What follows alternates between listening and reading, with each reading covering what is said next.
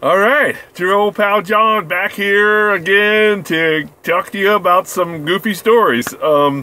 Something Interesting is the name of this segment, and I was just looking at the like the Cheeto and Pocho one I did. It's like got over almost 50 people that have looked at it. I mean, I know that's not much for YouTube. I'm not that out of it, but I thought it was happy. So I thought it was great. So anyway, that's 50 people. Well, I mean, probably 5 or 6 of it's me, but a lot of people looked at my video, so I think that's great. And I got 2 people thumbs up it, you know what I mean? So I'll take that as good, and if anybody thumbs down it, I'm just gonna ignore it, because what am I? You're not paying for this. I'm not a professional here, you know. I'm just John in my shed with my books. Where I get all this information from goofy stuff that I read and other things. So, and today I came across, it's like fate. I did those videos the other day, and today I came across another interesting story, and I thought I would share it with you. Prior to about half an hour ago, I had never heard of Middlesboro, Kentucky. It's close. It's a mile from the Cumberland Gap, which I have heard of. I was born in Appalachia myself. I was born in Morganton, North Carolina, but we're kind of on this side of Asheville, so we're not quite as far out as Kentucky was whenever this town was created in the 1880s, I believe, and. So what the reason that Middlesboro, Kentucky struck my fancy is several reasons. There's some personal parallels there, but there's also a weird fact, and I'm actually going to torture you and save that weird fact until the end, and I'll tell you what it is and what makes it completely unique in all towns in the United States. Middlesboro, Kentucky today is a town of about 10,000. They're working on trying revitalizing it. You know what I mean? It's one of those things where a town, ebbs and flows. It had a high point of about 15,000 people living in Middlesboro in 1950. In the 50s, it was a little more popular than that it was today. It's not like in Detroit where you have massive amounts of I shouldn't laugh. It's not funny. All those houses, I just can't.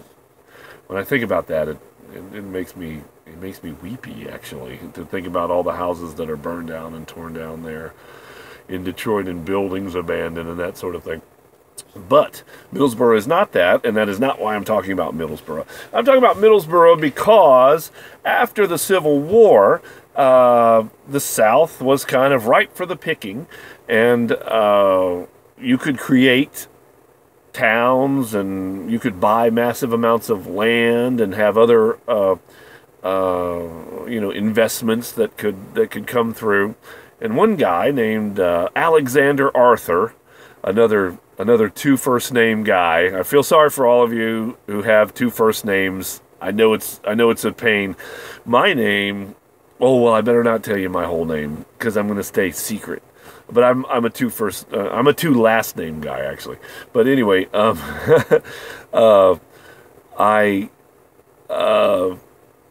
the heck was I talking? Oh yeah, Middlesboro, Tennessee. So Alexander Arthur decides that he is going to emulate what he has seen in Asheville, North Carolina.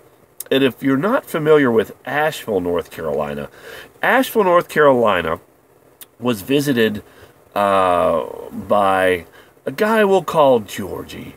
And Georgie came down here with his mom to stay in a nice hotel that had been built down in North Carolina. And Georgie thought, wow, we're from New York, but I have not seen beauty like I've seen in this place, this Asheville place. I've got a couple bucks to throw around. Why don't I come down here and build a house? And that's what Georgie did. Georgie, Georgie came down here, and originally he actually only designed a 5,000 square foot house that could house his books. He was a very bookish guy, but a 5,000 square foot. I've seen the drawings for it, and he commissioned his family's architect named Richard Morris Hunt. Those of you architectural nerds immediately know who I'm talking about. Richard Morris Hunt was a famous architect, and of course, an architect to Georgie's family, the Vanderbilts. George Vanderbilt. George Washington Vanderbilt came to Asheville, North Carolina, and originally wanted to build a nice cabin and have it surrounded with some property. He ended up purchasing 125,000 continuous acres, which is 200 square miles. So 200 square miles of continuous property he purchased, started a reforestation program, and the 5,000 square foot hunting cabin was kind of thrown out the window. Richard Morris Hunt was not going to let George Vanderbilt build a little cottagey looking place, you know what I mean? No. Richard Morris Hunt was like, George, you've got an almost unlimited amount of money. It'd be like Bill Gates if he had the same sensibilities of wanting to build, architectural masterpieces like they did in the Gilded Age here. This is all going back to the frickin' Middlesbrough thing. So, here's Richard Morris Hunt whispering in George's ear, don't you want to build something a little more pow? And so he built Biltmore House, the largest private home in the United States. If you've not had a chance to visit Biltmore House, it is absolutely amazing. It is an architectural miracle. But because of that, and because of Biltmore Village, and all the money that George Vanderbilt pumped into the economy of Western North Carolina, which was Gooberville at the time, George Vanderbilt was the largest employer in Western North Carolina himself for years and years. One man employed half of the frickin' state because he had so many projects, and this house project, a huge project, Biltmore Dairy, he had several things that they tried to make it a self-sufficient sort of farm environment, and reforestation, and Asheville Woodworking Company to teach people to carve wood and things like that. Anyway, so Western North Carolina, Asheville particularly, was hopping in the late 1800s because of that influx of money. And so I'm going back to it. Alexander Arthur had the same idea, and in fact, he went to these. The Vanderbilts and other people that had invested in the Asheville area, and said, "Look, I have this idea for a Pittsburgh of the South." Now that meant something back then. Pittsburgh is it's where my sister lives, but it's only a third of the size that it once was in the Steel Belt there. Pittsburgh was always money of some sort, even back then. So we're talking about late 1800s here, 1880 or so. He was trying to get money, and they promised to go back and talk to their friends, and their friends that had scratch, that had money, and that didn't work out. So anyway, as they say, a man is without honor in his own country, but when you go somewhere else, you seem exotic and interested. So he went to England and pitched this idea. So this is the idea that Middlesbrough, Kentucky, was going to be a 250,000 people, 250,000 people were going to live in this amazing town. And if you've ever been interested about building a town from the bottom up, urban planning and that sort of thing, like I am, it was a dream. He could potentially get the money, build this perfect town, and everything was going to be fantastic. And well, he got the money. He went over there, and the English people invested. One small problem: was the location of this town, and this is going to be the reveal. I'm looking at my little timer there, and I'm actually hitting on 10 minutes, and I'm sorry, I didn't want to go over 9 minutes for any video, especially for something like this, which I thought was going to be one of the quick ones, like Old Man of the Lake or something. But anyway, it's not. Turns out that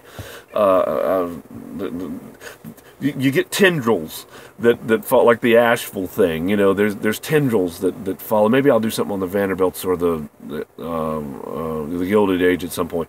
But there's tendrils that follow in every story, and so that's what's fun about telling this story. So hang in there. I know we're over 10 minutes, and you're starting to look around and wonder what's for dinner, but just shut up. I got a cool twist ending on this one, finally.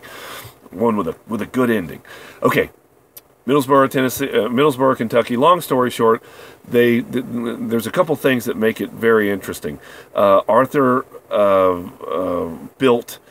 started building this town. He built a golf course and a country club right off the bat, Middlesboro Country Club. They changed this. It was originally named for Middlesbrough with an H on the end of it, England. Locals. Kentucky's gonna, how we are in the South. We're gonna spell it, our way. So it's Middlesboro, B-O-R-O, and he built a country club there. Interestingly enough, he didn't get very far. He built a lot, the country club, this, that, and the other. But the country club, this is not the twist. There's another interesting twist. The country club is the longest continuously played golf course in the United States. Did you know that? In the middle of Appalachia is the oldest continuously played golf course in the United States. Very interesting. That's Middlesboro Country Club, and I suppose you can go there and play. I don't know if there was you know how the country clubs are. Sometimes they're funny about you got to be a member or you got to have something. But in a town of 10,000, how many members are they going to get? I don't know. I'm talking to you, Middlesboro Country Club. Anyway, okay. Now you're ready for the twist ending. Middlesboro, Kentucky, is the only city that is completely within the boundaries of a crater. That's it. That's the twist ending. Middlesboro, Kentucky is a town built inside of a crater. There you go. That's your something interesting today.